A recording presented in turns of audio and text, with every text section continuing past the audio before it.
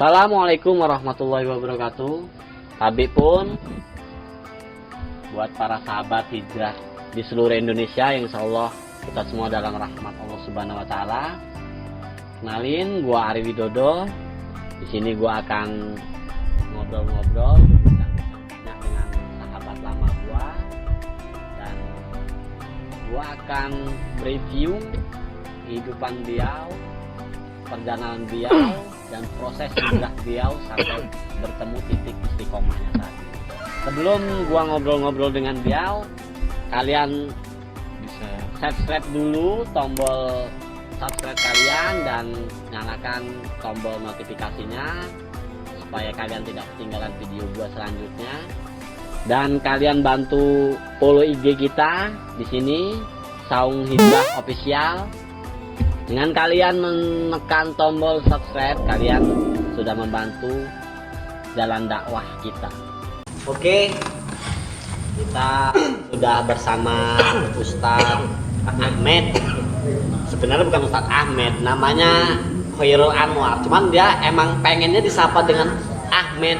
Gua nggak tahu kenapa itu. Oke, kita ngobrol. Assalamualaikum. Waalaikumsalam warahmatullahi wabarakatuh. Boleh memperkenalkan diri dulu. Ya, baik para sahabat, saya Ahmed Muhammad Khairul Anwar, panggil Ahmed. Jadi saya akan berbincang-bincang dengan sahabat lama saya, yaitu Ari Widodo. Silakan. Oke. Jadi kita ngobrol santai sebenarnya ya ketemunya ya. Jadi nggak terlalu tegang di sini. Karena bicara tentang agama, kebanyakan orang membahas dengan ketegangan. Jadi takutnya nanti kita ikut tegang juga ya. Jangan kayak politik lah ya. Jadi yang mau gua tanyain di sini, lu dulu bersahabat sama gua dari tahun 2005 kita sudah berteman, dan zaman dulu kita nge-treat bareng ya. Jadi nge-treat zaman dulu 2005 itu gua dan dia udah nge-treat bareng, nge-treat pan. Jadi zaman pakai celana pensil yang ketat sampai pakai plastik pun kita orang lakuin. Nah, di situ makanya gue heran ketika beliau 2007 dia memutuskan untuk pergi mondok, dan itu sampai sekarang pun masih gue pertanyakan kenapa gitu kan, karena dia menghilang gitu aja. Mumpung ada orangnya, gue tanya, dan insya Allah kalian bisa dari proses hijrah beliau.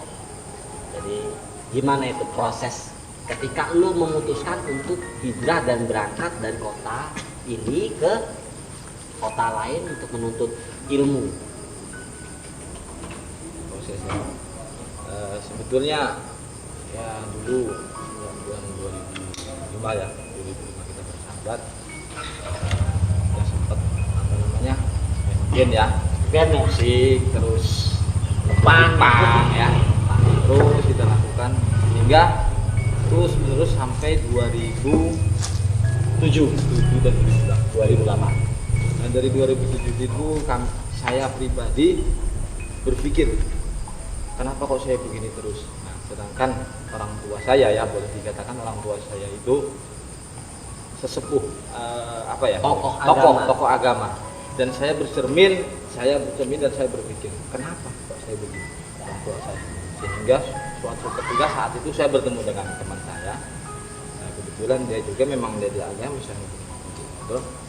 Akhirnya saya dikasih nasihat dengan setelah kasih nasihat pertama, saya belum bisa menyentuh hati, sehingga kenapa kok hasilin saya hidup saya kan. Terus dia bilang, emang kamu tahu kalau umur kita akan panjang? Emang kamu tahu kalau kamu besok akan mati?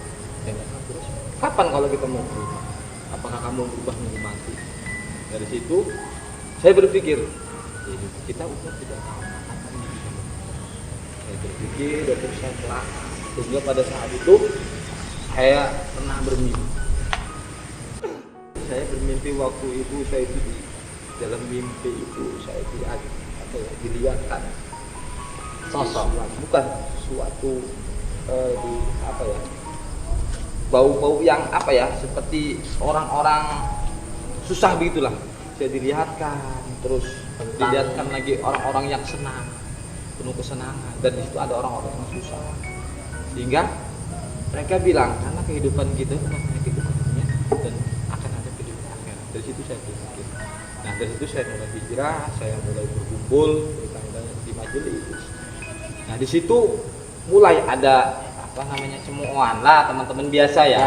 Cemoan. Oh yang bilang yang soalim lah, soal segala macam. Kayak diajak begini begitu. Terus saya sempat goyah. Akhirnya saya berpikir lagi, kalau saya masih di sini, saya nggak akan bisa. Saya harus pergi dari Lampung. Maka saya tetapkan dan saya Bismillah, saya berangkat ke Jawa Timur. Sehingga disitulah saya menemukan titik yang terang.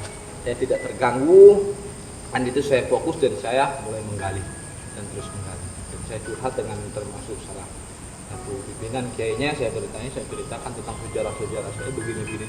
Tentang kelamnya hitamnya, sampai hitam-hitamnya. Ceritakan. Lalu apa jawaban beliau? Tidak apa-apa, itu perjalanan. Karena sebesar kesalahan apapun manusia, sebesar dosa apapun manusia, lebih besar ampun Allah. Beliau bilang.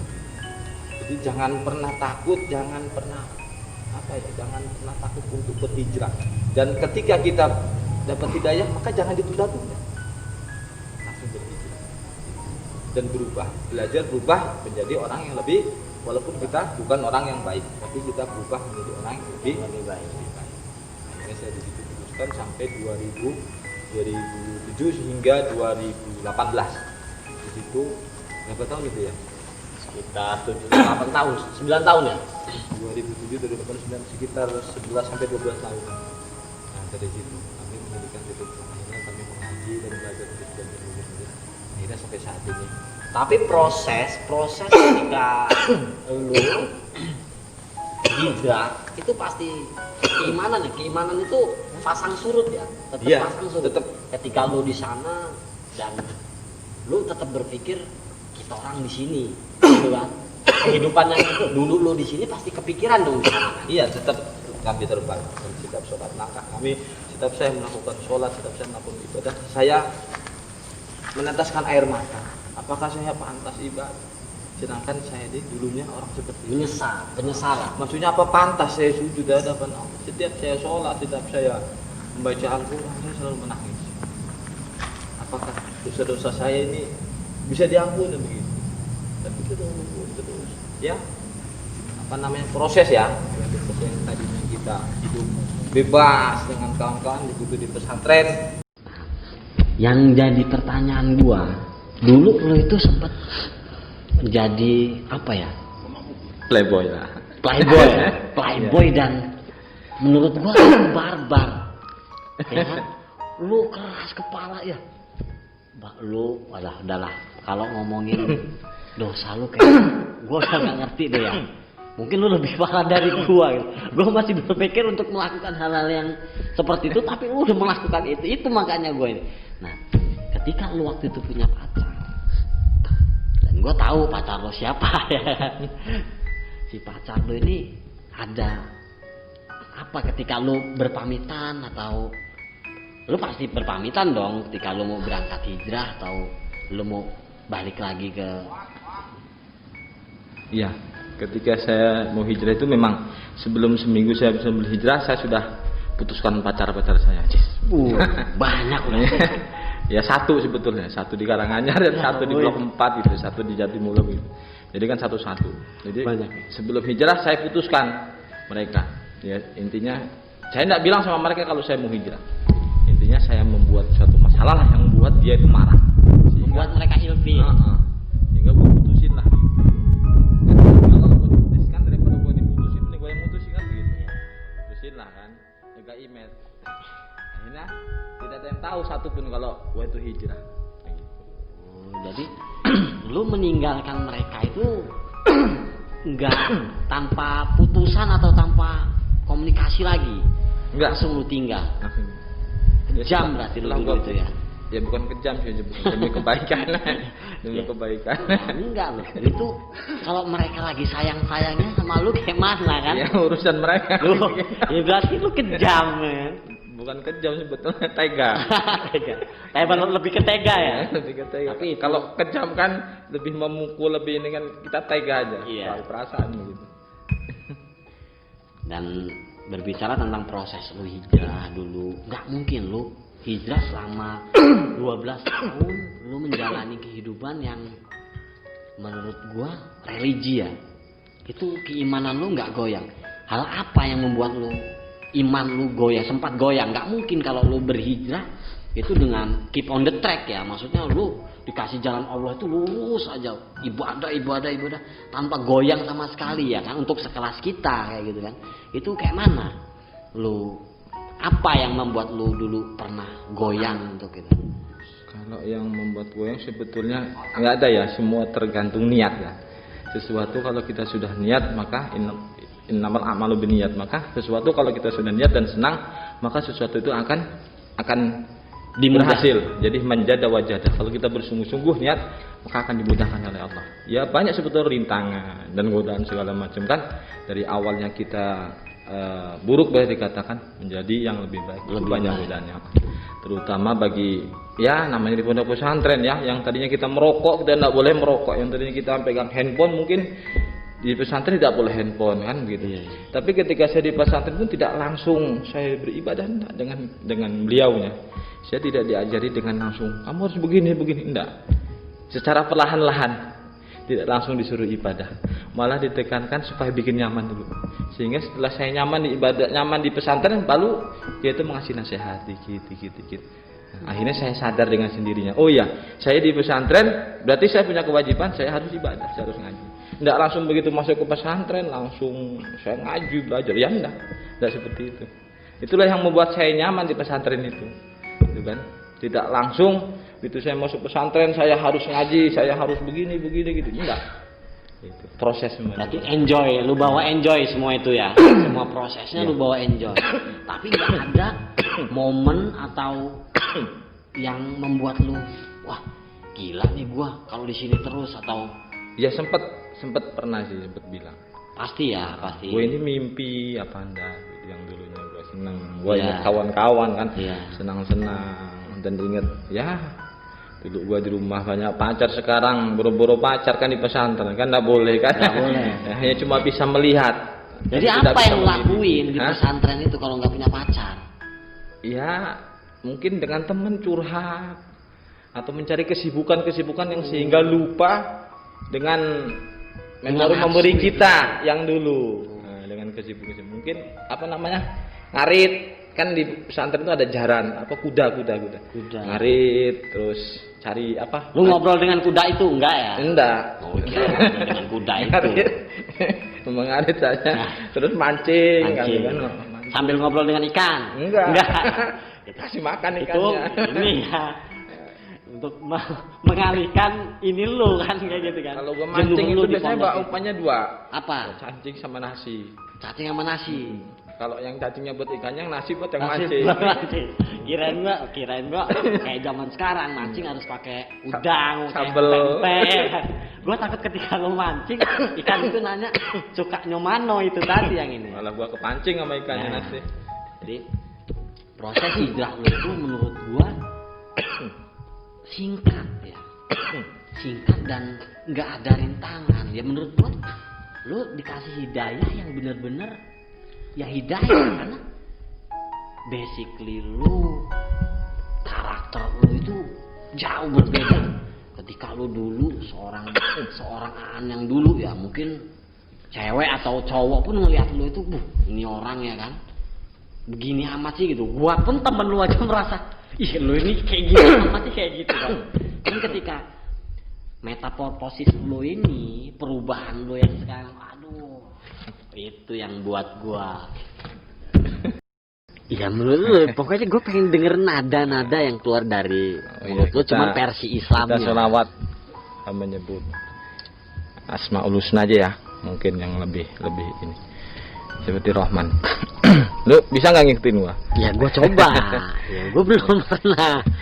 Seperti Rahman ya Rahman, sa'idni ya Rahman, اشرح صدري قرآن املأ قلبي قرآن واصلح ياتي القرآن رحمن يا رحمن ساعدني يا رحمن اشرح صدري قرآن املأ قلبي قرآن واصلح ياتي القرآن. Nah, kira-kira gitu. Masih ya, suara lu tuh masih bernada itu gitu kan. Cuman ini kan versi Islamnya. Oke, kayaknya kita sudah banyak mengambil poin-poin yang untuk bermotivasi untuk teman-teman hijrah semua. Teman-teman hijrah semua bisa mengambil hikmah dari video ini. Proses hijrahnya Aan atau Khairul Anwar ini bisa kita jadikan contoh dan panutan. Jadi motivasi. Kita minta motivasi intinya ya. Kita minta tips untuk gimana supaya kita ini hijrah dengan istiqomah. Poinnya yang pertama, Allah tidak akan merubah seorang hambanya kalau seorang hambanya tidak akan merubah dirinya. Maksudnya begini, Allah tidak akan ngasih hidayah kalau kita tidak ada niat. Jadi yang pertama itu adalah niat dulu. Niat kita untuk berhijrah dan berpikir. Yang harus utama kita berpikir. Afala taqilun, kita harus sudah berpikir. Kenapa?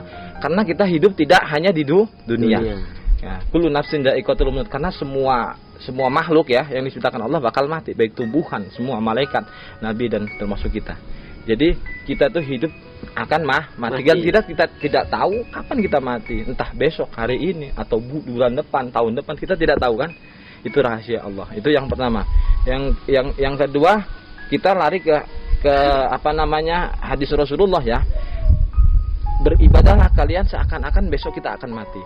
Ya, jadi beribadahlah kalian dengan sungguh-sungguh. Seakan-akan besok kita akan dijemput dengan malaikat Ijrail. Lalu sebaliknya, ada lagi hadis yang satunya, bekerjalah kalian seakan-akan kita hidup 1000 tahun lagi. Jadi ada dua versinya. Kalau kita ingin bahagia di dunia, maka kita harus cari ilmu dunia. Kalau kita ingin selamat di akhirat, maka kita harus belajar ilmu akhirat. Ketika ada niat dalam hati kita mau hijrah, maka lakukan hijrah secepatnya. Itu.